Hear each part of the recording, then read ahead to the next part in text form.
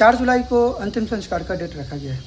नमस्कार दोस्तों, the explainer में आप सबका स्वागत है। दोस्तों, आपको पता है ईरान देश का कितना बड़ा हृदय है या फिर कितना बड़ा विदेश नीति है।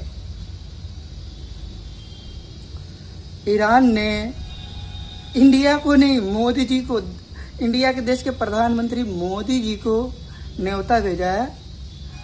ईरान के जो सुप्रीम लीडर थे खामनेई साहब, उनको जो 28 फरवरी को अमेरिका में और इजरायली सेना छल से मार दिया था। सेना क्या, अमेरिकन राष्ट्रपति और इजरायली प्रधानमंत्री ट्रंप और नेतन्याहू दोनों मिलकर के छल से मार दिया था उसको। आधिकारिक रूप से युद्ध नहीं हो रहा था, जस्ट लाइक कोई स्ट्राइक चल रहा था, उसमें मार दिया था।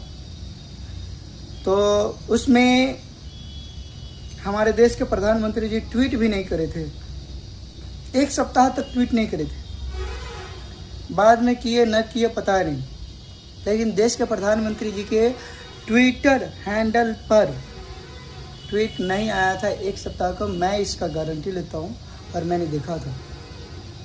और उस बंदे को ईरान ने न्योता दे दिया है अपने अंतिम संस्कार में, और 4 जुलाई को होने वाली है। अब देखिए दोस्तों, क्या डिसीजन ले पाते हैं हमारे प्रधानमंत्री जी। ऐसे कहें तो ये तो कहीं चल जाते हैं, बट फंसे तो बहुत बुरा। इसलिए बुरा फंसे कि प्रधानमंत्री नरेंद्र मोदी जी पिठलग्गू हैं राष्ट्रपति डोनाल्ड ट्रंप। कह सकते सीधे शब्दों में अमेरिका के पिठलग्गू बने हुए हैं हमारे देश के प्रधानमंत्री नरेंद्र मोदी जी।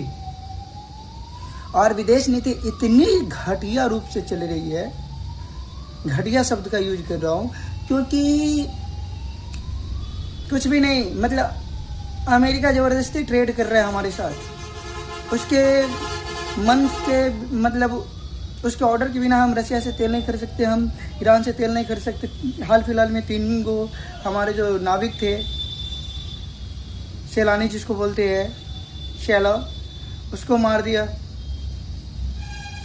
भाई हम आज़ाद देश है, हमारा देश आज़ाद है, हम कहीं से करें। हाँ, ईरान के हॉर्मुज में घेर के मारा था, और फिर भी चू शब्द नहीं बोला। देखिए, बहुत बुरे फंसे हुए आप क्या कर रहे हैं। प्रधानमंत्री जी में हिम्मत है तो अपने गुलामी की बेड़ी तोड़े, गुलामी की बेड़ियाँ तोड़ करके क्या तो आज़ाद हो जाए, और नहीं तो दिखा दे एक बार की और हम गुलामी हैं। चलिए, उनका पर्सनल मैटर है। यह है कि हमारे देश को नेतृत्व करते हैं।